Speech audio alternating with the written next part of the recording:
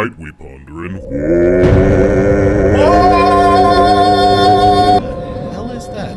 Hey people, Crash Thompson here, and welcome to this review of the latest from Midwife and Vyva Melinkolya, Orbweaving. Vyva Melinkolya? Vyva Melinkolya? Y'all let me know, I'm dumb. Apologies if it's been a little while since you saw me. I actually took a month off, partially for vacation and partially to attend the Perpetual Flame Festival that went down in Chicago. Seriously, that was a once-in-a-lifetime event, and I am so happy I got to be a part of it.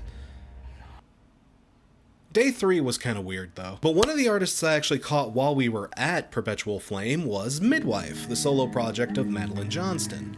She also put on a fantastic set of spooky, minimalist, ethereal as hell, guitar-driven goth pop, and when I heard she was going to be releasing new material not far after Perpetual Flame was done, I figured, okay, this gal is officially on my radar, so we're gonna check her out. Though this album is actually a collaboration with Vyva Melinkolya, again, I apologize if I'm mispronouncing that, I'm not as familiar with her, another indie, lo-fi, more shoegaze-based artist. Those two spent a summer hanging out a few years back in New Mexico, they decided to collab, and now we have Orbweaving. What this album is just gorgeous, absolutely soothing, mellow, but eerie and dark. It's goth pop in the same sort of subdued and quiet vein that Midwife usually makes, but with a very distinctive shoegaze flavor that Vyva no doubt obviously brings to the table. See, one of the things I loved about Midwife when I checked them out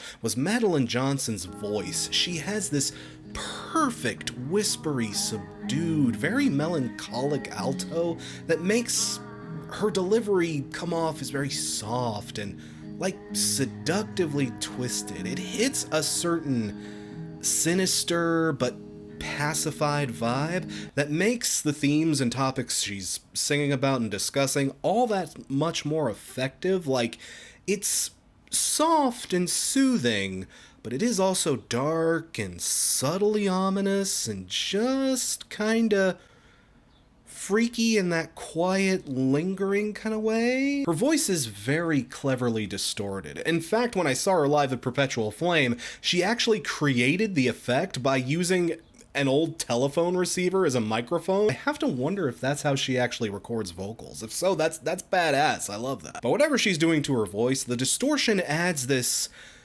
kind of atmosphere, an eerie alien feel to things. It makes her vocals seem very distant and sort of lost in time. Again, especially put against the backdrop of the lyrics, it just works so goddamn well. It is such a fucking vibe. But with this album in particular, I also really appreciate what Vyva Melinkolya brings to the arrangements too. See, usually Midwife is a very minimalistic project. I mean, like you're seeing in this footage here, Midwife is typically just Johnston, a Stratocaster, and a boomer-ass piece of technology. She does a lot with what she is using, but she tends to not really use a lot of materials to bring her music across. Vyva's touch, though, adds a bit more, again, of a shoegaze flavor to things. She brings a bit more synth work and more percussion, and just a little bit extra to that Midwife sound to help punch it up a bit. Vyva's additional arrangements and contributions really help flesh out the sound. Again, Midwife on any of her other projects usually comes off a little sparse, and you know, if you've stumbled across Midwife in the past and have felt like, yeah, this is a little too minimalistic for my tastes, this may be worth checking out because Vyva comes in and adds a little bit extra to Midwife's usual formula and helps give it a bit more color and helps flesh out the arrangements a little bit more. It's a bit more of a fuller sound. I also like how this album genuinely feels like a collaboration, like a partnership or a give and take. Johnston lays down a very firm sort of foundation for how the songs are going to sound, and then Melinkolya comes in and adds her flourishes and flavors to help punch it up, and they work off of each other, and there's a good ebb and flow to, you know, you can hear pieces of each individual artist separately, but they do come together in a way that feels cohesive and understandable. You know, one of the... Oh, this is a weird comparison. One of the things that threw people off about the Danny Brown and JPEG Mafia record was, while it was banging as hell, it did feel a bit like a JPEG Mafia record that just happened to have Danny Brown on it. This record, no, it absolutely feels like an equal parts, equal ideas. It felt more like they are working together. They're working in tandem with each other. They do a lot to sort of bend and fit and shape themselves into each other's respective molds and styles, and that in and of itself creates its own unique style that is unique to this project and very, very compelling. Again, it is such a haunting, mellow, soothing, but dark, eerie, ominous, just gothy as all hell mood. If you're looking for spooky but soothing, like spoothing?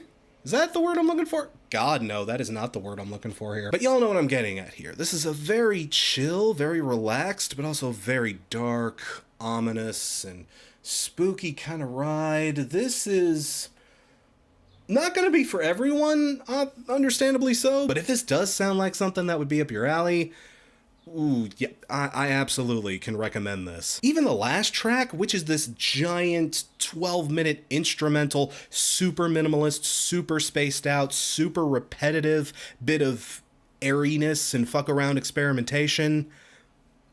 You know, the kind of thing I usually hate. It honestly works here because the rest of the album did such a fantastic job setting up the mood and tone and carrying the emotional weight and feeling across each track so that when you get to this point, the swooning, drifting, lulling conclusion to everything, how it just slowly closes, how the music just gets quieter and quieter and more relaxed and chill until you barely even notice that it's stopped. You know, I don't know if it's just me, but this has been an exceedingly good year for like chill vibes. I feel like a lot of the stuff that I've really liked or really been attracted to has had some sort of relaxing presence or some sort of very calming, very sedative, moodier undertone working behind it. If you're looking for a bit of atmospheric goth pop that will absolutely get itself under your skin in the best possible way, this comes highly recommended, y'all. I mean, obviously a record like this is pretty niche, and it's not going to be for absolutely everyone, and if you aren't looking for something particularly low-key, I mean, it's not one of those records that will force its chill upon you. Like, this won't convert you to chill if you aren't looking for chill necessarily. I mean, as much as I love this record, I wouldn't recommend it to, like, the Nicki Minaj crowd or anything, I guess. But for what it is and for what it's trying to be, I'd say it's extremely effective. And you know, collaborative albums where the two artists really do feel like they're in sync and in touch with one another's styles and are working this effectively as a collaborative effort, you really don't see those every day. And I'm happy we got another one this year that we can point to and say, yeah, that's good shit. I'm feeling a light to solid 8 on this project. Again, it's not for everyone. It is very niche.